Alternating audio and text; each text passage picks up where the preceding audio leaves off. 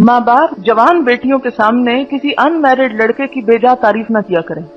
इसी तरह सब बच्चियां घर जाकर जवान भाइयों के सामने यहाँ अपनी दोस्तों की बातें ना किया करें। यही असल में यहाँ पर बताया जा रहा है।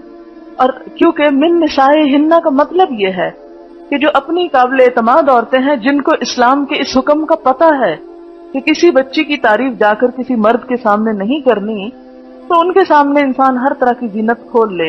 लेकिन जहाँ ये खतरा हो कि उसकी ये ज़ेबो जीनत घर जाकर डिस्क्राइब होगी, तो वहां इंसान एहतियात में ही रहे।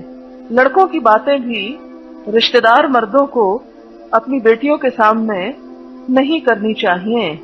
जिस तरह एक औरत को जाकर अपने शौहर को किसी दूसरे औरत के हुस्न वगैरह के बारे में और खूबसूरती के बारे में नहीं बताना चाहिए, इसी तरह माँ बाप को भी एहतियात करनी चाहिए कि वो भी ऐसी बातें ना बताएं। ये मैं एक लड़की का ही वाकया लिखा हुआ है, सुनाती हूँ। ये कहती हैं कि शायद मैं इन आयात की रूह को न समझ सकती अगर मेरे साथ ये वाकया पेश ना आता। कहती है वाकया कुछ इस तरह कि हमारे हमसाये में एक लड़का आया, उसकी बहन का बिजनेस था जो उसने संभाल रखा था। उसने हमारे साथ वाला घर दफ्तर बनाने के लिए किराए पर लिया। अब्बू से उसकी अच्छी सलाम दुआ हो गई।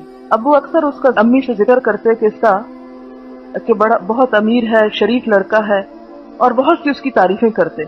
तो बहुत दिन जब मैंने उसकी तारीफें सुनी तो मेरे दिल में उस लड़के का ख्याल आने लगा। लिहाजा मैंने एक दो बार उसको अपने घर की छत से झांक कर देखा ही नहीं, क्योंकि साथ वाले घर में दफ्तर था। और फिर शक्ल तो मुझे उसकी पसंद ना आई और ना ही कोई ऐसी खूबी नजर आई। लेकिन बकौर घर वालों के आज के दौर में खुशकिस्मत वो है जिसके पास पैसे ज्यादा हैं। यानी लड़का अमीर बहुत था मगर शक्लो सूरत और बाकी कोई खूबी नजर नहीं आती थी। और ये बच्ची छत से झांक कर उसको देख रही है। चनाचे एक दिन अब्बू के दराज से कार्ड लेकर मैंने उसको फोन कर दिया। शुरू में घबराई, नाम नहीं बताया, फिर बता दिया। उसने कहा मैं आऊंगा, तुम गेट पर खड़ी होना। मैंने उसको देखा, मुझे बहुत ही बुरा लगा। उसने जमीन आसमान के किलाबे मिला दिए मेरी तारीफ में। जब फोन करता घटिया फहश बातें करता, सेक्स से रिलेटेड। मैं उसकी बेइज्जती कर देती। मुझे सेक्स से तो कोई दिलचस्पी न थी, मुझे उसकी चीजें, पजेरो गाड़ी, मोबाइल फोन और 4 नौकर अच्छे लगते थे। बहरहाल एक दो बार मैंने उसको बस देखा। इसने बहुत कोशिश की कि किसी तरह बहला कर मुझे इस्तेमाल कर ले, मगर अल्लाह का शुक्र है कि ऐसा कोई मौका मैंने उसको ना दिया। इससे जब ना मिली तो उसने कहा कि ये ताल्लुक खत्म करते हैं, मगर मैं ये जरूर कहूंगा कि तुम अच्छी लड़की हो, वरना जितनी तारीफें मैंने तुम्हारी की हैं अगर किसी और की करता तो वो सब कुछ करने पर तैयार हो जाती, मगर तुम तो बस कहती हो कि इतनी अच्छी हो तो शादी कर लो। बहरहाल फोन पर बात खत्म होती। फिर एक दिन उसकी शादी का कार्ड आया, उसकी शादी हो गई।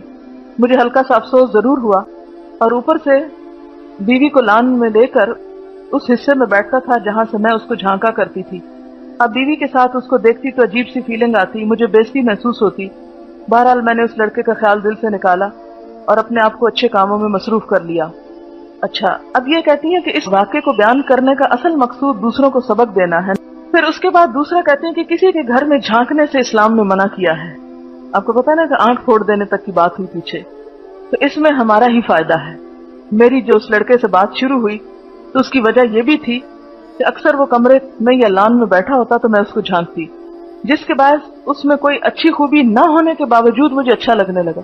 ज़ाहिर है कि एक मर्द है, आप देखते रहे और उसके अनाजो अंदाज तो वो आपको ऐसा ही महसूस होने लगेगा।